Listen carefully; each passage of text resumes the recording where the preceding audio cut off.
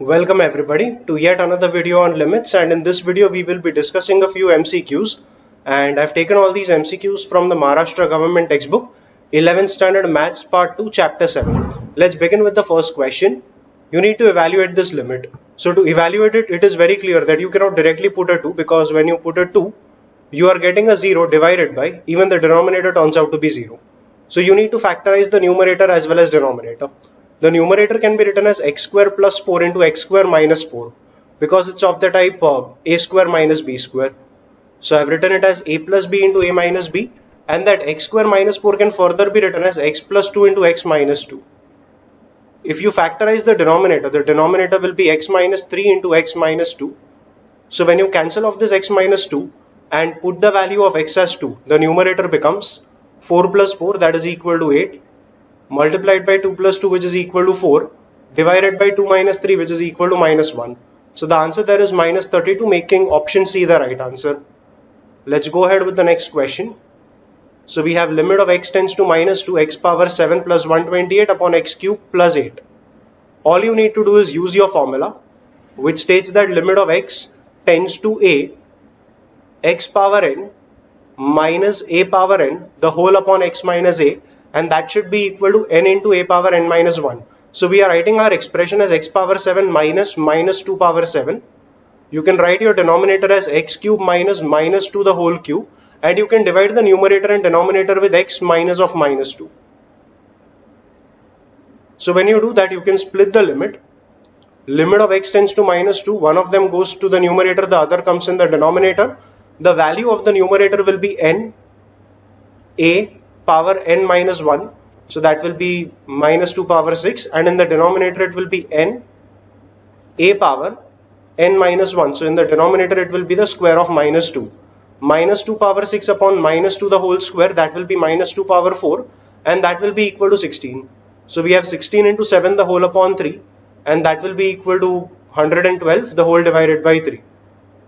112 doesn't get divided by 3, so 112 upon 3, option B out there will be your right answer. Similarly, going ahead with the third question, all you need to do is factorize the denominators here. So when you do that, you have 1 upon, the factors of this will be 8 and 3, so you have x minus 8 into x minus 3, plus here the factors would be x minus 3 and x plus 2. Okay, so if we take the LCM of the two terms, we have x minus 8, x minus 3 into x plus 2. The first term will be equal to x plus 2, plus the second term will be x minus, not x minus 3, x minus 8. So we have 2x plus 2 minus 8 will be minus 6. So we have 2x minus 6. You pull out a 2 common, that becomes equal to 2 into x minus 3. So cancel off that x minus 3 in the numerator and denominator, and then put the value of x as 3 in the leftover expression. You have 2 upon 3 minus 8, which is minus 5, and 3 plus 2, which is equal to 5. So this becomes equal to minus 2 upon 25, and that makes option A the right answer for your question. Moving on with the fourth one, you have a root sign there. Okay, there's a slight correction in the question here. It's root over 3x minus 11, and then that minus 2 is outside the square root sign. Okay, so the root is only up to 11, minus 2 is outside the root. So with that understanding, we can go ahead in this question by rationalizing the two terms. So we can say this is root over x plus 4 minus 3 upon root over 3x minus 11 minus 2. Multiply that with root over x plus 4 plus 3 divided by root over x plus 4 plus 3, and root over 3x minus 11 plus 2 divided by root over 3x minus 11 plus 2. So with that, a minus b into a plus b, that becomes equal to x plus 4 minus 9. In the denominator again, a minus b into a plus b, so that becomes 3x minus 11 minus 4, multiplied by, we have root over 3x minus 11 plus 2 divided by, we have root over x plus 4 plus 3 as the leftover terms. This becomes equal to x plus 4 minus 9, so that's x minus 5, and this is 3x minus 15. Pull out a 3 common, so that will leave you with 3 into x minus 5. You can cancel off that x minus 5 in the numerator and denominator, and because the limit of x was tending to 5, you can put x equal to 5 in the leftover expression here. So that should give you 1 upon 3, which was the very first term. Here when you put x as 5, it will be 3 into 5, which is 15, minus 11 is going to give you 4, and root 4 will give you 2, plus 2 in the numerator. Similarly, here when you put x as 5, it will be root 9, and that will be 3. So 3 plus 3 in the denominator. So this becomes 4 divided by 6. And when you cancel off a 2 in the numerator and denominator, it will be 2 by 3. So the final answer is 2 upon 9, making option D the right answer for the fourth question. Moving on with the fifth one. Tan square x minus 3. In the numerator, you can actually write tan square x as sec square x minus 1. Okay. And in the denominator, you have sec cube x minus 8. You can treat it as a cube minus b cube. So that can be written as sec x minus 2 into sec square x plus 2 times sec x plus 4.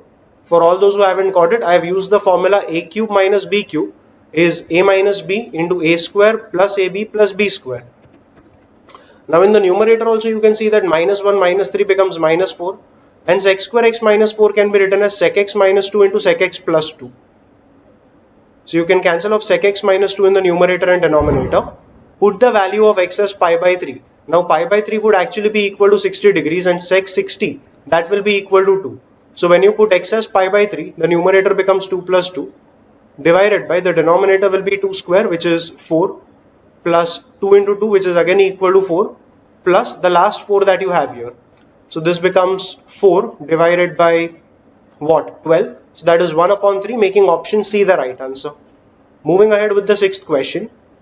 You can divide the numerator and denominator right away with x square. No, you should divide it with x. So you will have 5 sin x minus x cos x, the whole divided by x. And in the denominator it will be 2 tan x minus 3x square, the whole divided by x. Split the two terms, so you get 5 sin x upon x minus x cos x upon x, and x gets cancelled.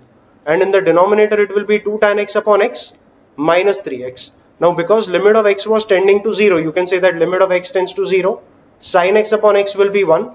Here you can just put x equal to 0, so you will get cos 0, which is equal to 1. So the numerator is 5 into 1 minus 1 divided by tan x upon x will be 1, because limit of x tends to 0. So we have 2 into 1 minus, when you put x as 0, the second term in the denominator will be 0. So this is 2 into 1 minus 0, giving you the final answer as, sorry, not 5, 4 by 2, which is equal to 2, making option C the right answer. Let's go ahead with the seventh question. In this question, the denominator is a combination of two terms. It is of the type a minus b. So what we will do is, we will take the denominator as a single term. We will say let h be equal to 2x minus pi. Now see, x tends to pi by 2. That means x is approximately equal to pi by 2. If x is approximately pi by 2 and you put x as pi by 2 in this expression, you will realize that h will be approximately equal to 0. So we can say that h tends to 0. If h tends to 0, then okay, we need to of course change this entire expression to h. I mean, we need to replace all the x terms with h. So we will have limit of h tends to 0. And in the numerator you have the x terms. So from here you realize that 2x will be equal to pi plus h, and that is why x will be pi by 2 plus h by 2. So all the x terms will be replaced with pi by 2 plus h by 2. So in the entire expression you will now have 3 times cos of pi by 2 plus h by 2 plus 3 cos. Okay, before doing that I should have actually simplified it in a different way. In the numerator itself, cos 3x. Cos 3x is 4 cos cube x minus 3 cos x. So 3 cos x minus 3 cos x gets cancelled, and in the numerator we are left with 4 times cos cube x, and that x we will replace it with pi by 2 plus h by 2. And in the denominator you have this entire term which was taken as h. So in the denominator we have h cube.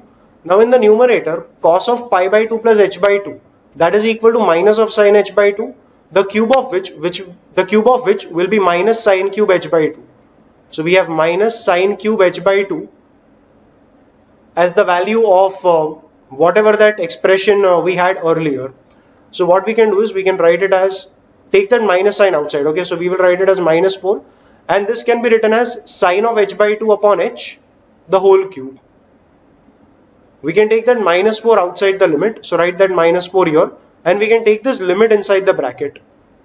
So we have limit of h tends to 0. Sine of h by 2 upon h. We can bring a by 2 here. And to balance of this 2, we can write a 2 right here. That 2 cube, which is 8, can come out of the bracket. And we can write it as 8 in the denominator here. The value of this bracket will finally be equal to 1 because it is of the type limit of theta tending to 0. Sine theta divided by theta. So this will be 1 cube, which is equal to 1. And the earlier term minus 4 upon 8, that will be minus 1 upon 2. So the final answer is minus 1 upon 2 into 1, that is option C.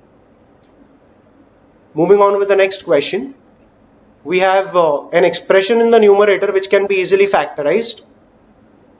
So we have 15 power x, you can think of it as 3 power x into 5 power x minus 3 power x minus 5 power x plus 1. So take out a 3 power x common from the first two terms. And we have 3 power x into 5 power x minus 1. Take out a minus common from the last two terms. And now from these two terms, you can pull out a 5 power x minus 1 common. So that will give us 5 power x minus 1 into 3 power x minus 1, and that is your numerator. In the denominator, you have sine square x. So what we will do is divide the numerator and denominator with x square. So in the denominator, you have x square, and the x square in the numerator, we will write it as 1x in the denominator of the first term and 1x below the second term. So now the first term, limit of x tends to 0, a power x minus 1 upon x. The value for it will be equal to log a.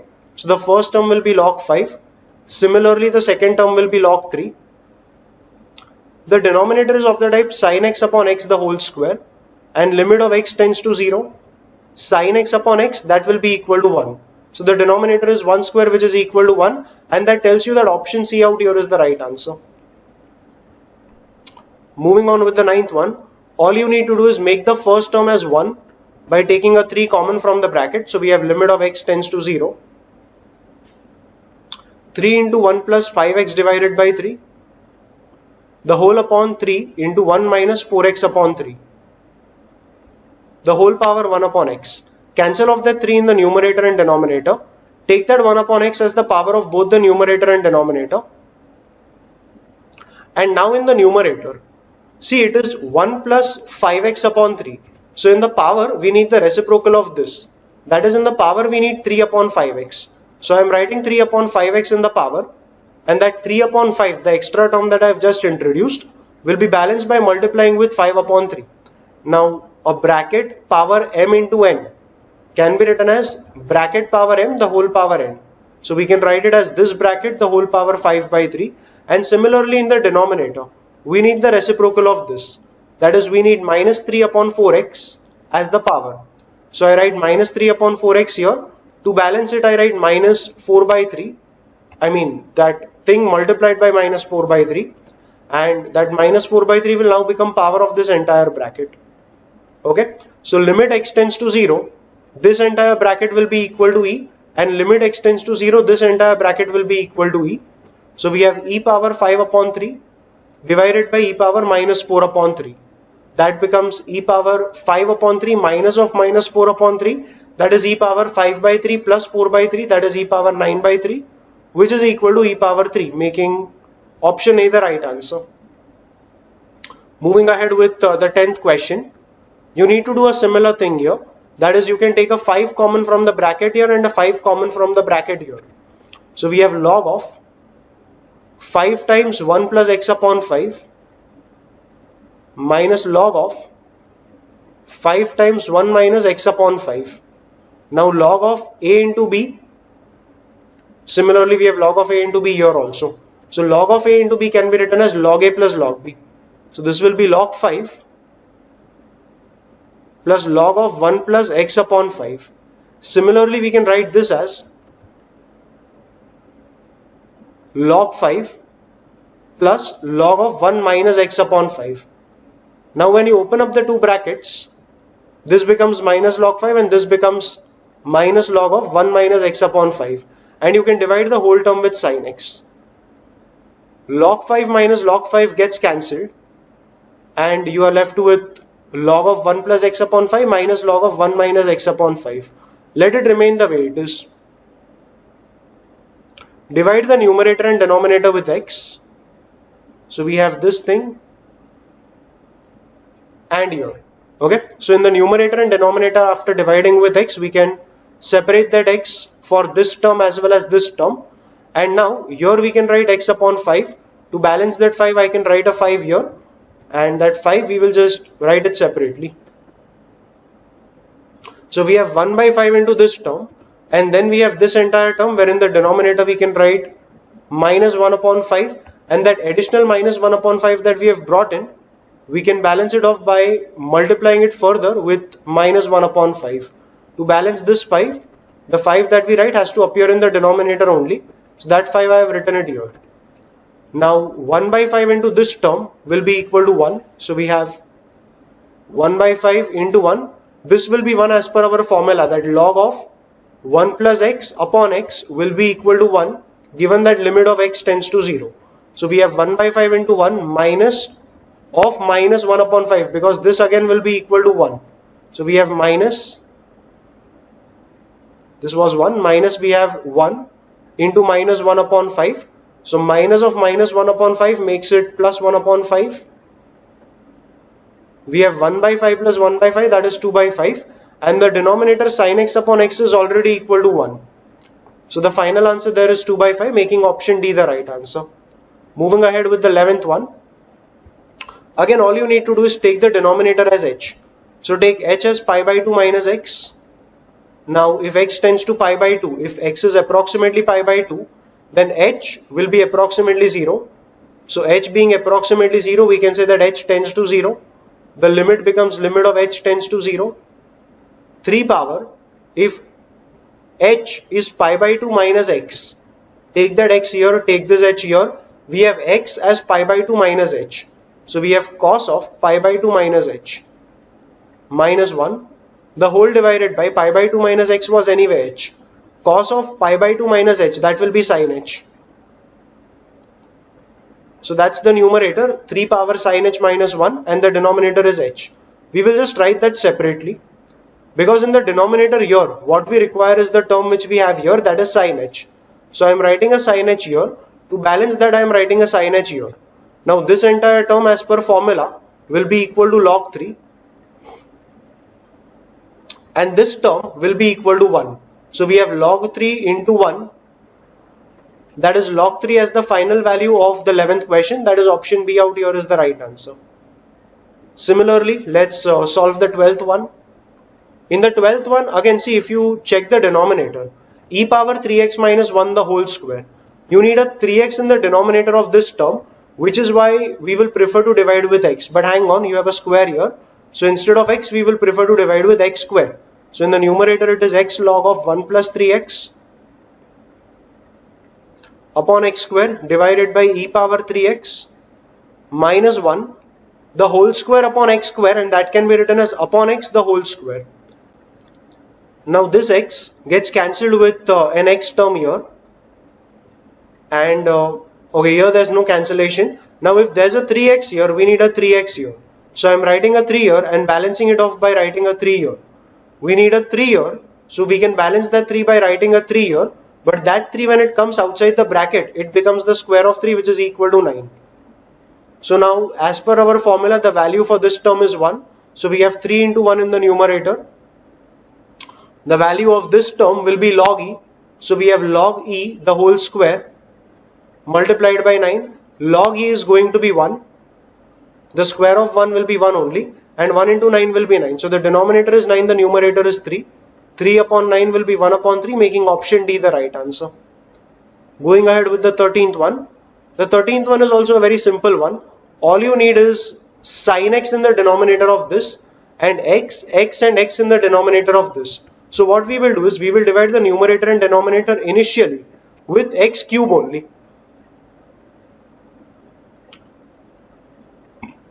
So we have 3 power sin x minus 1 the whole cube upon x cube, but that x can be combined with the bracket right here, and you can write it as 3 power sin x minus 1 upon x the whole cube. In the denominator it will be 3 power x minus 1 upon x, into that will be tan x upon x, and then it will be log of 1 plus x the whole upon x. Okay, in the numerator you will now separate the two terms again. Write a sin x here, balance it off by writing a sin x here, and now try to evaluate the full limit. So the value for this expression will be log 3 into 1, that will be log 3 only. So we have the cube of log 3 in the numerator. In the denominator this term will be log 3 into 1 into 1.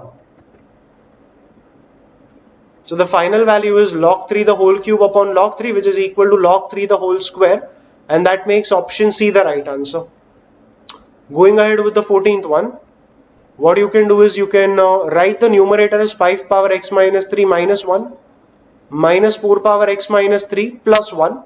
You can pull out a minus common from the last two terms and write it this way. In the denominator you have sin of x minus 3. So you can divide the numerator and denominator now with x minus 3. So that will give you x minus 3 in the denominator here and x minus 3 in the denominator here. Split the two terms in the numerator and you have x minus 3 here and x minus 3 here. Now you need to understand that the result that we have learned, that is a power x minus 1 upon x equal to log a. See, that is applicable if limit of x tends to 0. So this number should tend to 0. In the power we have x minus 3. Does that x minus 3 tend to 0? The answer is yes. Because x tends to 3, x is approximately equal to 3. In that case x minus 3 will be approximately equal to 0. And that is why we are saying that the power here, or I can say the term here and here, both of them, yes, they are tending to 0. And that is why we will be able to apply our result right here. So the numerator's first term, this will be log 5 minus log 4 divided by 1. Log 5 minus log 4 will be log of 5 upon 4. That is making option B the right answer for the 14th question. Let's take one last question. So in the numerator and denominator, all that you will do is divide with x power 10. Okay, so we can write that x power 10 in the numerator as x power 7 here and x power 3 here. And in the denominator it is 2x minus 5. The whole power 10 divided by x power 10. So in the numerator, club these two terms. Club these two terms also. So the first term can be written as 2 plus 3 upon x, 1 minus 5 upon x. And in the denominator, take that common power as 10. So you have 2x minus 5 upon x, the whole power 10. Cancel off that x and you have this. Now, if x tends to infinity, the terms which have x in the denominator will be 0. So this will be 0, this will be 0 and this will be 0. So we are finally left with 2 plus 0, that is 2 power 7. 1 minus 0, that is 1, the whole cube which is 1 only. Divided by 2 minus 0, that is 2, the whole power 10. That is upon 2 power 10. This will be 1 upon 2 cube, that is 1 upon 8. Giving you option B as the right answer. So this is where I am done with discussing whatever I wanted to discuss in this video. I hope that the contents of this video have been somewhere helpful to you in your preparations. Thank you for watching.